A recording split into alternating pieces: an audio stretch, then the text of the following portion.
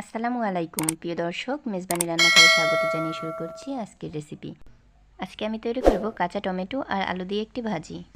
ভিডিওটি ভালো লাগলে সাবস্ক্রাইব করে পাশে থাকা বেল আইকনটি চালু করে দিবেন, যাতে আমাদের পরবর্তী ভিডিও ছাড়ার সাথে সাথে আপনার কাছে নোটিফিকেশন পৌঁছায়।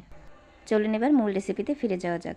এখানে আমি রান্না করার জন্য নিয়েছি কাঁচা টমেটো আর আলু। কাঁচা টমেটো আর আলুগুলো আমি কেটে ছোট ছোট করে নিয়েছি। এরপর পরিষ্কার পানি দিয়ে ধুয়ে নিয়েছি।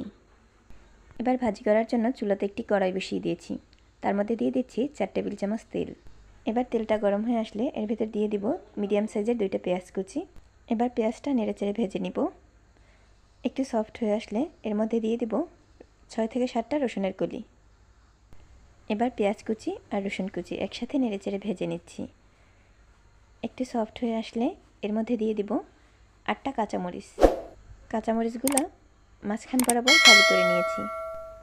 এখন মিডিয়াম আঁচে লাল লাল করে ভেজে নিচ্ছি।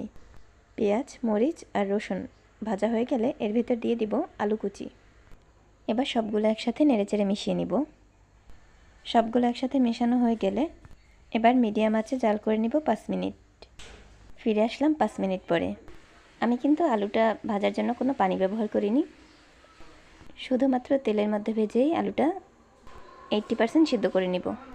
এই পর্যায়ে আলুগুলো সিদ্ধ হয়ে গেছে। এখন এর মধ্যে যোগ করব টমেটো কুচি। সব টমেটোগুলো দেওয়া হয়ে গেলে এবার এর মধ্যে যোগ করব লবণ। এখানে আমি পরিমাণ মতো লবণ দিয়ে দিয়েছি। এরপর এর মধ্যে দিব হলুদ গুঁড়া। এখানে আমি হাফ চামচ হলুদ গুঁড়া নিয়ে নিয়েছি। এবার সবগুলো একসাথে নেড়েচেড়ে মিশিয়ে নিব। আমার মেশানো হয়ে গেছে। এবার মিডিয়াম আঁচে জাল করে নিব। কিছুক্ষণ পরপর নেড়েচেড়ে দিতে হবে। এই ভাজিটা তৈরি করা খুবই সোজা। খুব অল্প সময়ে ভাজিটা বানিয়ে নেওয়া যায়। এই আলু আর টমেটো ভাজিটা কিন্তু টক ঝাল স্বাদের হয়ে থাকে। এই ভাজিটা টক ঝাল হয় বলেই এটা সবাই পছন্দ করে। এই ভাজিটা কিন্তু রুটি আর গরম ভাত দুটোর সাথেই খাওয়া যাবে। প্রায় 3 মিনিট জাল করে নেওয়ার পর টমেটোগুলো সিদ্ধ হয়ে গেছে। এবার এর মধ্যে দিয়ে দিব ধনিয়া পাতা কুচি। ধনিয়া পাতা দেওয়া হয়ে গেলে এবার নেড়েচেড়ে মিশিয়ে নিব।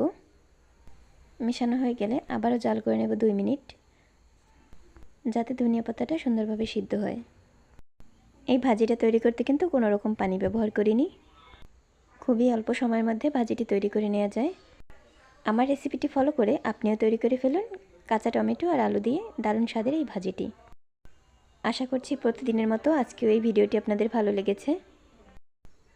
ভাজি তৈরি করা হয়ে গেছে। এবার একটি বাটিতে নামিয়ে নিচ্ছি। দেখতে যেমন সুন্দর, খেতেও অসম্ভব রকমের মজা। ভিডিওটি ভালো লাগলে লাইক, কমেন্ট অ্যান্ড শেয়ার করে দিবেন। এতক্ষণ সাথে থাকার জন্য ধন্যবাদ সবাইকে। আল্লাহ হাফিজ।